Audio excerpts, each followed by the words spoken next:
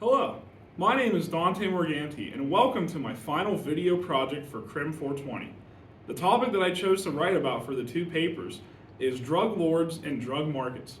For the fictional portrayal, I chose to write about the AMC series Breaking Bad, which tells the story of Walter White as he becomes a meth kingpin in Albuquerque, New Mexico. For the non-fictional portrayal, I chose two different documentaries. The first of which is called White Boy and tells the story of Richard Wershey Jr. and his involvement in the cocaine market as an undercover FBI agent. The second documentary was Crack, Cocaine, Corruption, and Conspiracy, and talked about the cocaine epidemic of the 80s. After this video, I hope that you gain a better insight and understanding of the fictional portrayals and non-fictional portrayals of the topic I have chosen and what it actually looks like in the real world. Now, I am a big fan of the series Breaking Bad, and I know that many of my friends are as well. So I decided to ask them about what they think of the fictional portrayal. Let's see what they had to say. How realistic do you think Breaking Bad is? Probably not that realistic. I think that the drug industry is probably a bit more violent and a little less dramatic. I just think that the real world of drug lords doesn't play out exactly how Breaking Bad depicts it, and I think that it's probably a little bit more difficult to get into the drug industry than they probably make it seem, so I don't think it's that realistic. I think it's very realistic, especially in today's age, because of the southern border crisis with drugs. And also in Breaking Bad, it's made in Albuquerque, which is domestic, and we also do have a domestic drug issue with importing and distribution and the creating of methamphetamines and other hardcore drugs. I think another reason why it's very realistic, it kind of shows the insight of how the DEA works with Hank Schrader, and then you kind of have how Walter White, the Heisenberg, cooks his meth and how he deals with his family in the background, also trying to get away from them while doing it. Well, I'm not very well versed personally in the crack making, meth making process, but watching the show, you couldn't trick me into thinking it wasn't realistic. There's a lot of detail. They show you all the process, all the steps, all the ingredients. If it's not realistic, I'd be really surprised to find out that there's any inaccuracies along the way. I think there's a few different ways to look at that question because there's different eras of Breaking Bad. I think in the initial era where they're like him and Jesse are cooking meth in the garage, that's realistic. Maybe not when they like melted a dude and turned him into a slushie in the bathtub. I think the meth aspect of it was fairly realistic, of like them cooking in like an RV and doing all that stupid stuff. But I think the violence was probably portrayed not as realistic as it could have been, because I don't think people get turned into slushies very often, and I don't think it's very common for you to spend like a month in the industry and all of a sudden start killing people. I think it takes a long time for you to start killing people. So I think in terms of like that first like week or two, it was really realistic, but then it became a drama because it's a drama TV show, and I don't think I think up to with their antics, I think in any normal drug industry, Walter would have been shot very quickly rather than him throwing a little explosive crystal and then blowing up.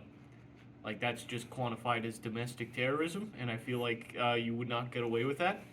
So I have to say, the drug making, first few weeks, nice and realistic, but then it started to spiral into a drama series, as it is. But I think they did a good job making it rooted in reality while still being unrealistic. Those are some very interesting perspectives on the fictional portrayals found in Breaking Bad. Overall, Breaking Bad has some inaccuracies and some accuracies when it comes to depicting the world of meth.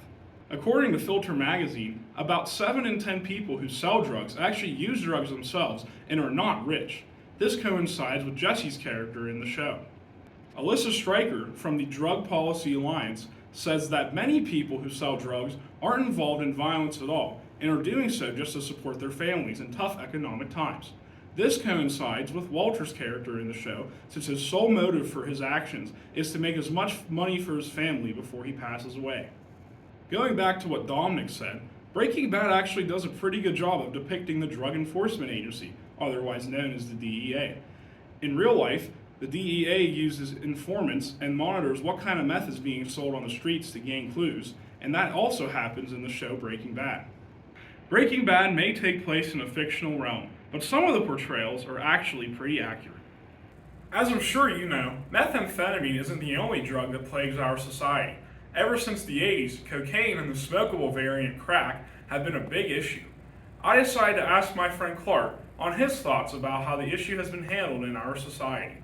Let's see what he had to say. How big of a problem do you think crack and cocaine is in our society today? Crack and cocaine are both a major issue in our society. They both play a vital role in keeping back young minds as well as causing many issues throughout all walks of communities. There's a equal amount of use of both all around, and it's just very disproportionate how it's criminalized. How good of a job do you think our government does in responding to this issue? I think our government does a very poor job at responding to the crack and cocaine epidemic. Especially if you look at the criminals and how they are prosecuted. They're virtually the same drug where there is a very biased discrimination of which drug is criminalized opposed to the other.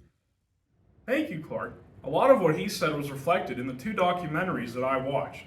In White Boy, we learn about Richard Wershey Jr., otherwise known as White Boy Rick. He began working for the FBI as an informant when he was just 16 years old. Eventually, he infiltrated the Curry gang and began selling drugs himself. The media portrayed him as the ultimate drug kingpin, even though that was far from the truth. Crack, cocaine, corruption, and conspiracy gives a unique insight of the crack problem of the 80s.